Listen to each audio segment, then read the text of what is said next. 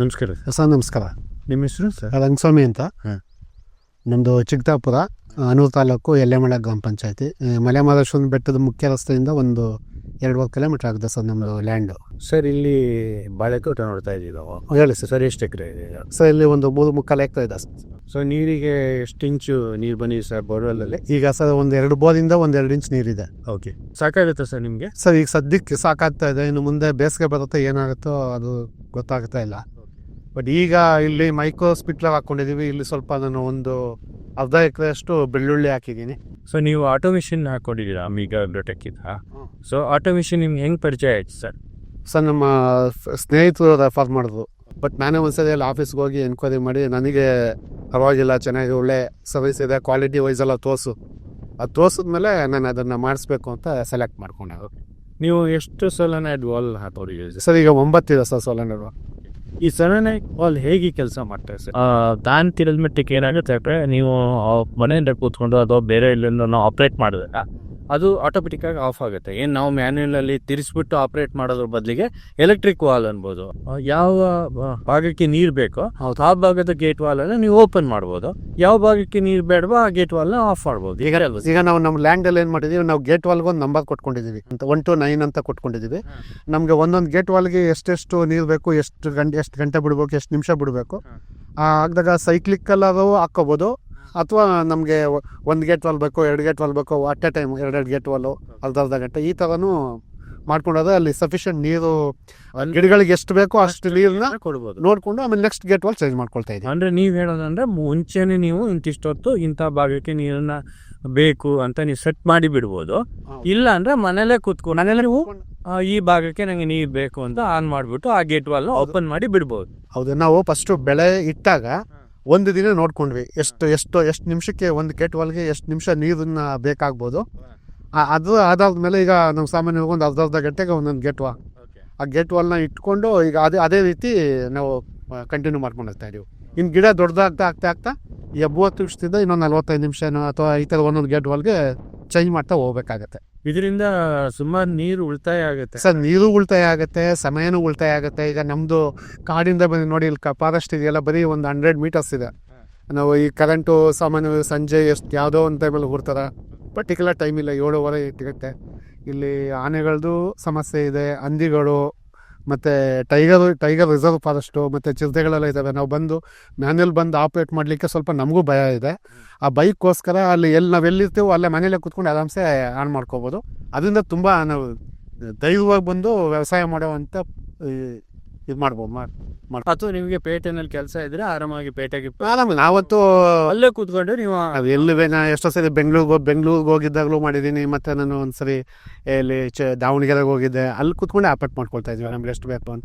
ಆಮೇಲೆ ಅದರಲ್ಲಿ ಸಿಸ್ಟಮಲ್ಲಿ ಎಷ್ಟು ಗಂಟೆ ಓಡಿದೆ, ಒಂದು ವೇಳೆ ಕರೆಂಟ್ ಏನಾದ್ರು ಆಟೋಮೆಟಿಕಲಿ ಪವರ್ ಕಟ್ ಆಯಿತು, ಆ ಪವರ್ ಕಟ್ ಆದಾಗಲೂ ಆ ಪವರ್ನ ಎಷ್ಟು ನಾವು 30 ನಿಮಿಷ ಸೆಟ್ ಮಾಡಿದ್ದೆ, ಈಗ ಮಧ್ಯದಲ್ಲಿ ಒಂದು 5 ನಿಮಿಷ 10 ನಿಮಿಷ ಕರೆಂಟ್ ಹೋಗುತ್ತೆ, ಅದನ್ನು ಕವರ್ ಮಾಡಿಕೊಂಡೇ ಹಾಕೋ. ಓಕೆ, ನಿಮಗೆ ಕರೆಂಟ್ ಹೋಗಿದ್ದು ನಿಮ್ಮ ಮೊಬೈಲ್ ಆ್ಯಪ್ನಲ್ಲಿ ಗೊತ್ತಾಗುತ್ತೆ, ತೋರಿಸುತ್ತೆ ಸರ್. ಅದು ಆ್ಯಪಲ್ಲಿ ಎಲ್ಲ ಸಿಸ್ಟಮ್ಗೆ ಎಷ್ಟು ಗಂಟೆ ಕರೆಂಟ್ ಬಂತು, ಎಷ್ಟು ಗಂಟೆ ಓಡಿತು, ಎಷ್ಟು ಗಂಟೆಗೆ ಆಫ್ ಆಯಿತು. ಅಕಸ್ಮಾತ್ ಏನಾದ್ರು ನೀರು ಸಾಲದೆ ಏನಾದ್ರು ಡ್ರೈ ಪಂಪ್ ಆಯಿತು ಅಂದರೆ ಮೋಟ್ರಿಗೆ ತೊಂದರೆ ಆಗಲ್ಲ. ಇಲ್ಲಾಗ ಮೋಟ್ರು ಕಾಯಲು ಆಗ್ಬಿಡುತ್ತೆ, ಆಟೋಮೆಟಿಕ್ ಆಫ್ ಆಗುತ್ತೆ. ಇಲ್ಲಾಂದ್ರೆ ಕಾಯಲ್ಲಿ ಸುಟ್ಟೋಗೋದು. ಒಂದ್ಸರಿ ಬೋರ್ವೆಲ್ನ ಎಳಿಸ್ತೀವಿ ಅಂದ್ರೆ ನಮ್ಮಲ್ಲಿ 10,000-15,000 ಖರ್ಚಾಗ್ತಾ ಇತ್ತು. ಇದರಿಂದ ಎಲ್ಲ ನಾವು ಕುಂತ ಜಾಗದಲ್ಲಿ ಅದು ಒಂದು ಕಡೆ ಉಳಿತಾಯ, ಎಲ್ಲ ರೀತಿಯಿಂದ ಅನುಕೂಲ ಆಗ್ತಾ ಇದೆ. ಸೊ ಇವಾಗ 8 ಭಾಗ ಮಾಡ್ಕೊಂಡಿದ್ದೀರಾ ನಿಮ್ಮ ಇದರಲ್ಲಿ. 8 ಭಾಗಕ್ಕೂ ಒಟ್ಟೊಟ್ಟಿಗೆ ನೀರು ಬಿಡ್ತೀರಾ ಅಥವಾ ಒಂದೊಂದು ಭಾಗಕ್ಕೂ ಸಪ್ರೇಟ್ ಆಗಿ ನೀರು? ಸೊ ಒಂದೇ ದಿನದಲ್ಲಿ ನಾನು 8 ಗೇಟ್ ವಾಲ್ಗೂ ನೀರು ಬಿಟ್ಕೊಳ್ತಾ ಇದ್ದೀನಿ. ಅದು ಸಮಯ ಒಂದು ಗೇಟ್ ವಾಲ್ಗೆ 30 ನಿಮಿಷ ಅಂತ ನಾವು ಫಿಕ್ಸ್ ಮಾಡ್ಕೊಂಡ್ರು ಟೋಟಲ್ ಆಗಿ ಬಿಟ್ಕೊಂಡು ನಮ್ಗೆ ಎಷ್ಟು ಬೇಕೋ ಅಷ್ಟು ಬಿಟ್ಕೊಂಡು ಟಾಪ್ ಮಾಡ್ಬಿಡ್ತಾ ಇದೀವಿ. ನೀರು ಉಳಿತಾಯ ಒಂದಾಗುತ್ತೆ, ನೀರು ಉಳಿತಾಯ, ನಮ್ಮ ಸಮಯ ಉಳಿತಾಯ. ನೀವು ಬೇರೆ ಮೇಲೆ ಡಿಪೆಂಡ್ ಆಗೋದು ಬೇಡ. ನೀವು ಹೋಗ್ಬೇಕು ಅಂದ್ರೆ ನೀವೇ ನೀರು ಬಿಡಬಹುದು, ನಾವು ಬೇರೆಯವ್ರನ್ನ ಬಿಟ್ಕೋಬಹುದು.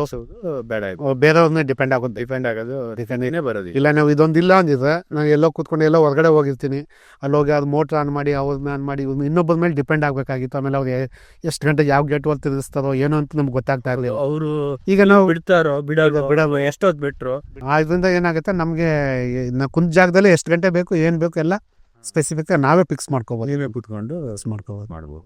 ಸರ್ ಮೇಘದ್ದು ಸರ್ವಿಸು ಅಥವಾ ಇನ್ಸ್ಟಾಲೇಷನ್ ಹೇಗಿದೆ ಸರ್ ಅಥವಾ ಕ್ವಾಲಿಟಿ ಬಗ್ಗೆ ಹೇಳೋದಾದ್ರೆ? ಇಲ್ಲ ಸರ್, ಮೇಘ ನನಗೆ ಇದು ಗೇಟ್ ವಾಲ್ ಹಾಕ್ಸ್ಕೊಂಡ್ಮೇಲೆ ಅವರೇ ಬಂದೆಲ್ಲ ಫಸ್ಟ್ ಒಂದ್ಸರಿ ಬಂದು ಫೀಲ್ಡ್ ವಿಸಿಟ್ ಕೊಟ್ಬಿಟ್ಟು ಎಷ್ಟೆಷ್ಟು ಗೇಟ್ ವಾಲ್ ಬೇಕಾಗ್ಬೋದು, ಏನು 2 ಆಪ್ಷನ್ಸ್ ಕೊಟ್ಟರು ನಮಗೆ, ಎಷ್ಟು ಗೇಟ್ ವಾಲ್ ಆಗ್ಬೋದು. ಕೊನೆಗೆ ನಾವು ಎಲ್ಲ ಅವ್ರನ್ನೇ ಇನ್ಸ್ಟಾಲ್ ಮಾಡಿ ಅಂತ ಕೇಳಿದಾಗ ಅವರೇ ಬಂದು ಇನ್ಸ್ಟಾಲ್ ಮಾಡಿ, ಆಮೇಲೆ ಏನಾದ್ರು ಸಣ್ಣ ಪುಟ್ಟ ಏನಾದ್ರು ಪ್ರಾಬ್ಲಮ್ ನಮಗೆ ಅಲ್ಲೇನು ಪ್ರಾಬ್ಲಮ್ ಆಗದೆ ಇದ್ದು ನಮ್ಗೆ ಕನ್ಫ್ಯೂಸ್ ಆದಾಗ ಬಂದು ಮ್ಯಾನ್ಯುವಲಾಗಿ ಅವರೇ ಯಾರನ್ನ ಫಿಸಿಕಲಿ ಯಾರನ್ನ ಬಂದು ಕಳಿಸ್ಕೊಟ್ಟು ಸರ್ವಿಸ್ ಎಲ್ಲ ಚೆನ್ನಾಗಿ ಕೊಡ್ತಾ ಇದ್ದಾರೆ. ಓಕೆ, ಈಗ ನೀವು ಆ್ಯಪ್ ಅಂತ ಹೇಳಿದರೆ, ಓಕೆ, ಈ ಆ್ಯಪನ್ನು ಯಾರು ಬೇಕಾದ್ರೂ ಆಪ್ರೇಟ್ ಮಾಡ್ಬೋದು, ಅಷ್ಟು ಸುಲಭವಾಗಿದೆಯಾ, ಹೇಗಿದೆ ಸರ್? ಸರ್ ತುಂಬ ಈಸಿಯಾಗಿದೆ. ನನ್ನ ಇದರಲ್ಲಿ ನನ್ನ ತಮ್ಮ ಇರ್ತಾನೆ, ಆಟೋಮೆಟಿಕ್ ನಾನು ಅವ್ನಿಗೆ ಹೇಳ್ಬಿಟ್ರೆ ಅವ್ನ ಮೊಬೈಲ್ನಲ್ಲಿ ಇನ್ಸ್ಟಾಲ್ ಮಾಡ್ಕೊಂಡಿದ್ದೀನಿ, ಅವನು ಕೂಡ ಆಪ್ರೇಟ್ ಮಾಡ್ಕೊಳ್ತಾನೆ. ಓಕೆ, ಅಂದರೆ ನೀವು ನಾನೆಲ್ಲ ಮಲ್ಟಿಪಲ್ ಯೂಸರ್ಸ್ ಅದನ್ನು ನಾನು ಪ್ರೊಫೆಷನಲ್ ಬಂದು ನಾನು ಅಡ್ವೊಕೇಟ್ ಆಗಿದ್ರೆ ನಾನು ಕೋರ್ಟಲ್ಲಿ ಇರ್ತೀನಿ, ನಾನು ಅಲ್ಲಿ ಏನೋ ನನ್ನ ಕೆಲಸ ಕಾರ್ಯ ನಡೆಯುವಾಗ ನಾನು ಅದನ್ನು ಮೊಬೈಲ್ ಎತ್ಕೊಂಡು ಇದು ಮಾಡ್ಲಿಕ್ಕಾಗಲ್ಲ. ಅಂಥ ಟೈಮ್ನೆಲ್ಲ ನಾನು ಅವನಿಗೆ ನೀನು ನೋಡ್ಕೊಂತ ಅವನಿಗೆ ಮೊದಲೇ ಹೇಳ್ಬಿಟ್ಟು ಹೋಗ್ಬಿಟ್ಟಿರ್ತೀನಿ. ನಾನು ಇಲ್ಲದೆ ಇದ್ದಾಗ ನಾನು ಆಪ್ರೇಟ್ ಮಾಡಲಿಲ್ಲ, ಅದನ್ನ ನೋಡ್ಕೊಂಡು ಅವನು. ಸೊ ಈಗ ಬೆನಿಫಿಟ್ ಅಂದರೆ ನೀವು ಒಬ್ಬರೇ ಅಲ್ಲ ಅದನ್ನು ಆಪ್ರೇಟ್ ಮಾಡುವಂಥದ್ದು, ಯಾರು ಬೇಕಾದ್ರೆ ಯಾರು ಮಾಡ್ಕೋಬೋದು, ಮಲ್ಟಿಪಲ್ ಯೂಸ್ ಮಾಡ್ಕೊಳ್ಬೋದು. ಖರ್ಚು ಎಷ್ಟು ಸರ್? ಖರ್ಚು ಅಷ್ಟೊಂದೇನು ಖರ್ಚು ಬೀಳಲ್ಲ. 3.25 ಎಕರೆ ಇದೆ. ಹೆಚ್ಚು ಕಡಿಮೆ ಇದಕ್ಕೆ 1 ಲಕ್ಷದಿಂದ 1,25,000 ವಾಲನೆಟ್ ಹಾಕಿ ಆಟೋಮೇಷನ್ ಹಾಕಿ ಎಲ್ಲ ಪಿಟ್ ಮಾಡ್ಕೊಂಡಿದ್ದೀವಿ. ಅಂದರೆ ಮೊದಲೇ ನಾವು ಪೈಪ್ಲೈನ್ ಎಲ್ಲ ಮಾಡ್ಕೊಂಡಿದ್ವಿ. ಅವ್ರು ಬಂದು ಗೇಟ್ ವಾಲ್ ಪಿಟ್ ಮಾಡಿ ಅದನ್ನು ಅವರೆಲ್ಲ ಸೆಟಪ್ ಮಾಡ್ಕೊಡ್ಲಿಕ್ಕೆ 1,25,000 ಆಗಿರ್ಬೋದು, ಒಂದು ಅಪ್ರಾಕ್ಸಿಮೇಟ್.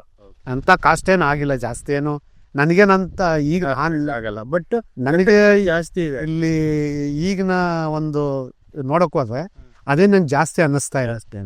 ಒಂದು ನೀರಿನ ಉಳಿತಾಯ, ಆಮೇಲೆ ಕರೆಂಟ್ ಯಾವ ಟೈಮಲ್ಲಿ ಹೋಗುತ್ತೆ ಏನು ಅಂತ ಗೊತ್ತಾಗ್ತಾ ಇರಲಿಲ್ಲ, ಈಗ ಅದರಲ್ಲೇ ಗೊತ್ತಾಗುತ್ತೆ.